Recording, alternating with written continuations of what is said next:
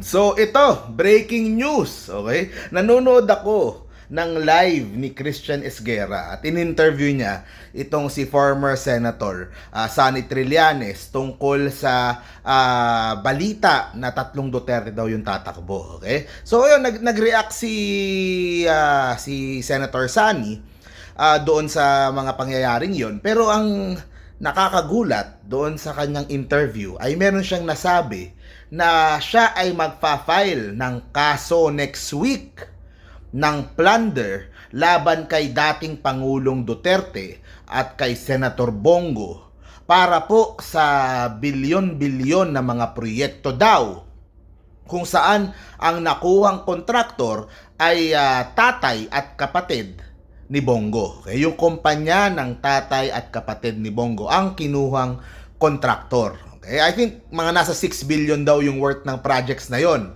Yun yung sinasabi ni Trillanes. O bakit daw ngayon lang, sabi ni Trillanes, nung panahon pa lang ni Duterte, binibring out ko na yan. Sinasabi ko na yan na, oy teka, o bakit itong mga projects na ito, ang dami, daang milyon o bilyon yan, bakit puro sa kamag-anak ni Bongo napupunta? Di ba? So, sabi niya, that is an exact definition of plunder. Kapag yung pera ng gobyerno na dapat napupunta sa mga proyekto, kayo nakikinabang. Kung nagagamit mo yung posisyon mo para magpayaman, payamanin mo ang iyong sarili, lagpas doon sa threshold na sinasabi ng batas for plunder. Okay? Billion, pasok na pasok yan sa plunder. So, magsasampa ng kaso next week itong si Trillanes. So, lalong umiinit. Actually, sa Congress, papatawag daw tungkol sa EJK si dating Pangulong Duterte tsaka si Senator Bato. O, ngayon, naku, lalong umiinit tuloy yung, naku, painit ng painit. Naku, yung kasong plunder naman ngayon. Tapos sa Congress, papatawag na din. The pressure is on. Yan siguro ang dahilan kung bakit magtatatlong senador itong mga Duterte.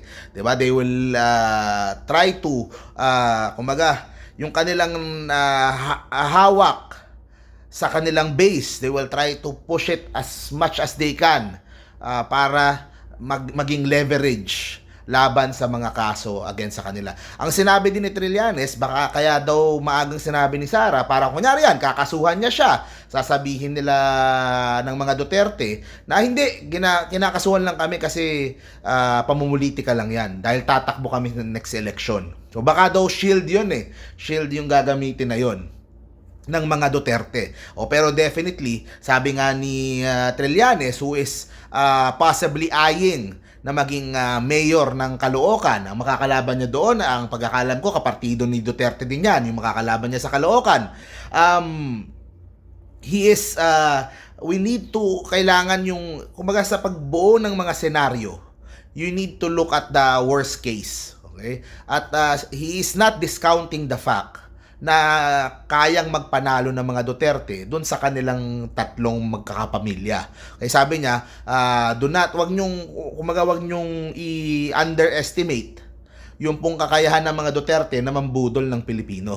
Yun yung kanyang exact words na sinabi. Okay? Na kayang-kaya daw mambudol. Iiyak dito, dadrama doon.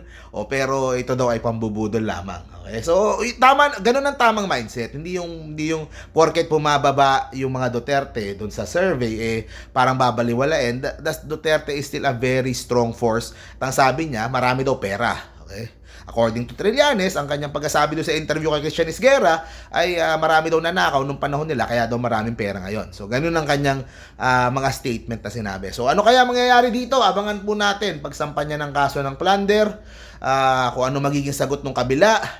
At talagang umiinit at umiinit. Of course, nandyan pa rin yung threat ng ICC laban sa mga Duterte.